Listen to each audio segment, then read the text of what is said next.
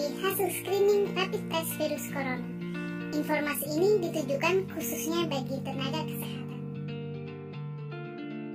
Mari kita mulai dengan membahas sebuah kasus, yaitu Nona S, 28 tahun, seorang karyawan swasta, sudah seminggu ini melakukan self-karantin di kos karena seminggu yang lalu menghadiri pemakaman seseorang yang didiagnosis positif COVID-19.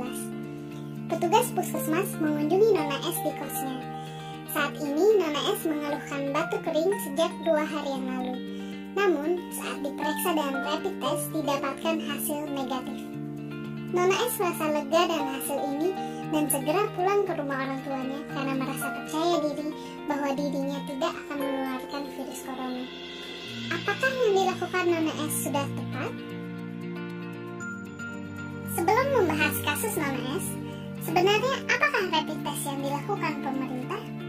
Rapid test yang dilakukan pemerintah adalah pemeriksaan serologis yang mendeteksi antibodi jenis IgG dan IgM. Antibodi adalah zat yang dibentuk oleh sistem pertahanan tubuh untuk melawan benda asing seperti virus. Untuk melakukan pemeriksaan ini, dilakukan pengambilan sampel darah. Pemeriksaan serologis memiliki keuntungan dapat dilakukan dengan cepat, relatif murah, dan dapat dilakukan dengan mudah. Apa bedanya dengan pemeriksaan asam nukleat atau yang disebut dengan pemeriksaan RT-PCR? Pemeriksaan asam nukleat mendeteksi RNA, yaitu materi genetik virus. Sampel lebih sulit untuk diambil karena diperlukan sampel swab hidung atau tenggorokan yang juga memerlukan medium transport tertentu.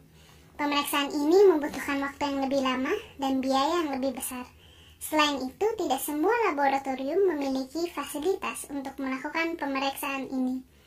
Dengan membandingkan kedua pemeriksaan ini, dapat dipahami mengapa pemeriksaan serologis lebih mudah dilakukan secara massal dibandingkan pemeriksaan asam nukleat. Pertanyaan selanjutnya yang timbul adalah, manakah pemeriksaan yang lebih baik? Pemeriksaan serologis atau asam nukleat? Mari kita lihat sebuah studi yang dilakukan di Wuhan yang membandingkan pemeriksaan serologis dan asam nukleat pada waktu yang berbeda setelah munculnya gejala. Pada aksis horizontal, perjalanan penyakit dibagi menjadi 0-5 hari, 6-10 hari, 11-12 hari, 13-15 hari, dan lebih dari sama dengan 16 hari setelah munculnya gejala. Aksis vertikal menunjukkan positive rate, yaitu berapa persen yang dideteksi positif. Pemeriksaan serologis ditunjukkan oleh garis dan bulatan putih, sedangkan pemeriksaan asam nukleat ditunjukkan oleh garis dan bulatan hitam. Data menunjukkan bahwa positive rate pemeriksaan serologi awalnya rendah pada hari-hari pertama setelah munculnya gejala karena belum adanya antibodi yang diproduksi. Positive rate kemudian meningkat seiring dengan perjalanan penyakit. Pada hari ke-11 mencapai 80%. Sebaliknya, pemeriksaan asam nukleat efektif untuk mendeteksi virus corona di awal perjalanan penyakit dan kemudian menurun setelah 11 hari. Dari penelitian ini, dapat disimpulkan bahwa pemeriksaan serologis lebih baik untuk mendeteksi infeksi virus corona setelah 10 hari sejak awal munculnya gejala. Sedangkan pemeriksaan asam nukleat lebih baik untuk mendeteksi infeksi virus corona pada saat pertama kali munculnya gejala.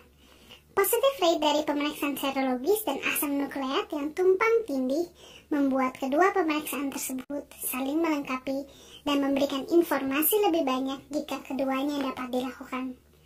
Pemeriksaan serologis terutama bermanfaat untuk mendeteksi mereka yang masih terinfeksi dan sebelumnya pernah terinfeksi, sehingga dapat dilakukan pelacakan kontak. Selain itu, karena dapat dilakukan dengan cepat, pemeriksaan serologis dapat digunakan sebagai alat screening sebelum pemeriksaan lebih lanjut, yaitu RT-PCR. Dengan hasil negatif dari pemeriksaan serologis, apakah Nona S benar-benar tidak terinfeksi virus corona? Dalam uji diagnostik dikenal istilah true negative atau negatif benar dan false negative atau negatif semu. Untuk memahami istilah false negative, mari kita lihat diagram berikut. Misalnya, untuk mendeteksi virus corona dengan antibodi, ditentukan cut-off tertentu. Populasi sehat memiliki range nilai antibodi yang tumpang tindih dengan range nilai antibodi populasi sakit. Sehingga dengan cut-off seperti di diagram ini, ada orang sehat yang akan terdeteksi sebagai positif, disebut false positif, dan sebaliknya akan ada orang yang terdeteksi negatif walaupun sebenarnya sakit, disebut false negative. True negative adalah mereka yang terdeteksi negatif dan benar-benar sehat. Hasil rapid test tidak dapat sepenuhnya dipercaya, akan ada false negative maupun false positif. Tidak ada pemeriksaan yang sempurna. Bagaimana kita menginterpretasi hasil rapid test Nona S? Sejatinya, rapid test merupakan pemeriksaan penunjang. Pemeriksaan penunjang tidak cukup untuk menentukan status infeksi seseorang. Diperlukan penilaian seorang dokter yang menggabungkan pemeriksaan klinis dan pemeriksaan penunjang. Probabilitas seseorang tidak terinfeksi ketika didapatkan hasil negatif dapat ditentukan dengan mengetahui probabilitas seseorang terinfeksi yang ditentukan secara klinis dan pengetahuan mengenai sensitivitas dan spesifisitas rapid test.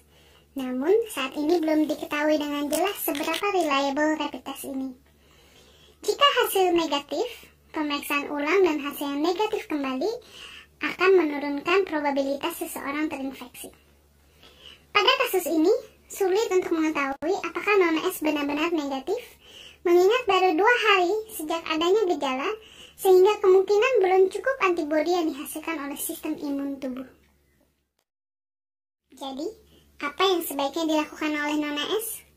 Nona S perlu memonitor dirinya jika muncul gejala demam, batuk, dan sesak nafas, dan perlu segera ke fasilitas pelayanan kesehatan jika muncul gejala tersebut.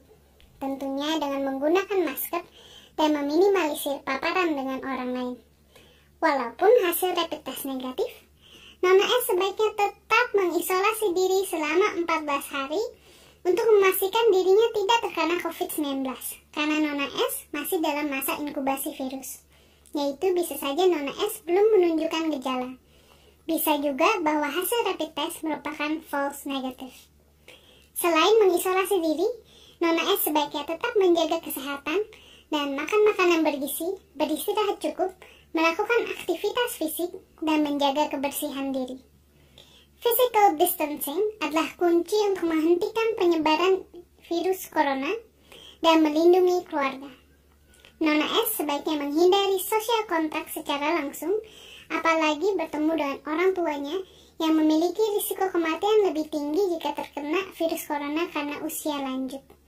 Namun, ini bukan berarti Nona S tidak bisa tetap menjaga kontak dengan keluarga secara online. Mari kita bekerja sama untuk menghentikan penderitaan yang diakibatkan oleh COVID-19. Mari kita lindungi keluarga dan masyarakat dengan menjalankan tugas masing-masing dan melakukan physical distancing.